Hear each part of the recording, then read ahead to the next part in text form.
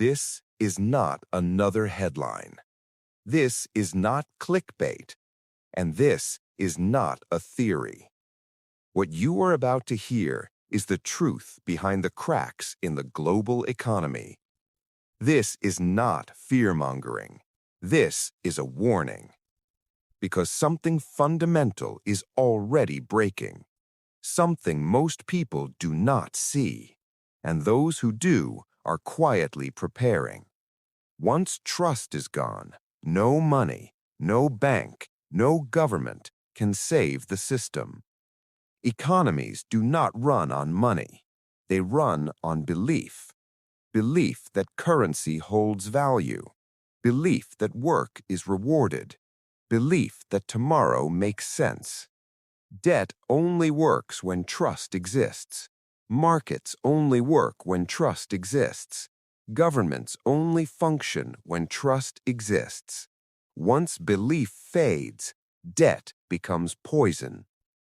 One reason people don't panic: modern collapse doesn't look dramatic. No breadlines, no sirens, no instant chaos. Instead, life slowly gets harder.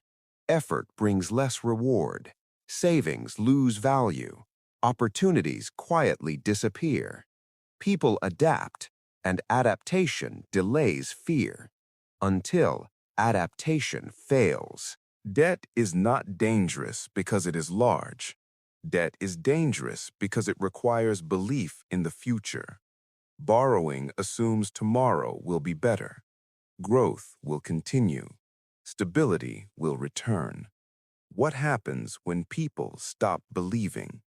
Debt doesn't need to default. It just stops working. Notice something strange. Central banks speak more but say less. They no longer sound confident. They sound careful. That is because words are the last weapon they have. When policy stops working, narrative becomes the tool. And when narrative fails, reality arrives. In past crises, people were rescued. Bailouts, stimulus, rate cuts. This time is different, because rescuing everyone would destroy what remains of trust. Print more money, people lose faith in currency. Cut rates, inflation destroys stability. There is no painless rescue left. This collapse will not be loud. It will be selective. Some will feel it early, others will feel safe, briefly. But systems do not reset emotionally. They reset mathematically. Math does not negotiate. Another danger lies within financial institutions. Banks, insurers, and pension funds are all interconnected. These systems rely on confidence, not just solvency. If confidence falters, liquidity dries up, credit tightens, interbank lending becomes cautious. Stress in one area can cascade rapidly. The system is larger and more fragile than ever. Global imbalances make this crisis worse. Export-driven growth in some regions balanced by importing wealth in others. Financial assets rise while wages stagnate. Trade networks strain. Supply chains are fragile. Fragmentation increases systemic risk. Labor and energy crisis.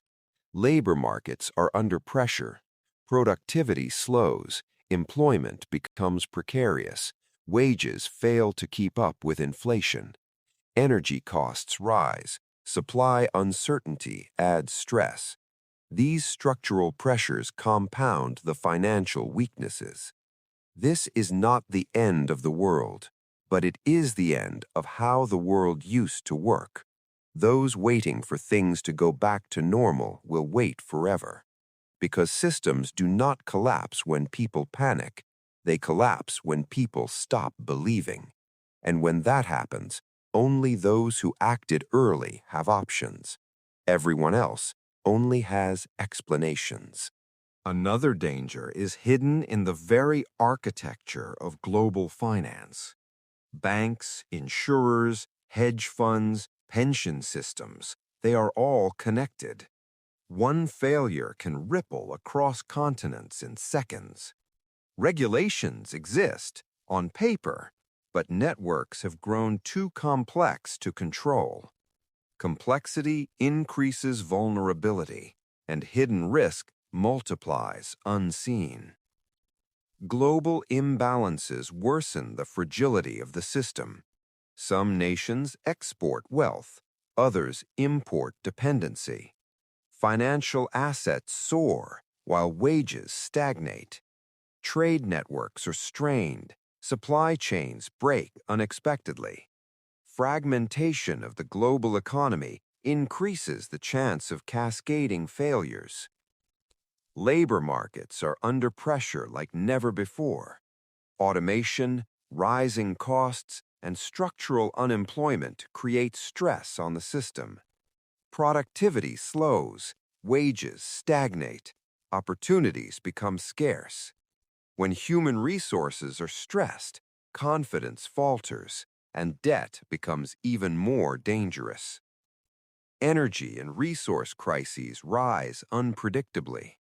Resource scarcity affects everything from production to transportation. Energy and labor crises amplify the fragility of the financial system. Modern economies depend on smooth supply chains, but disruptions create ripple effects that cannot be ignored. The collapse is silent. Not everyone feels it at the same time. Some regions, some sectors, some individuals. Life goes on as usual until suddenly it doesn't.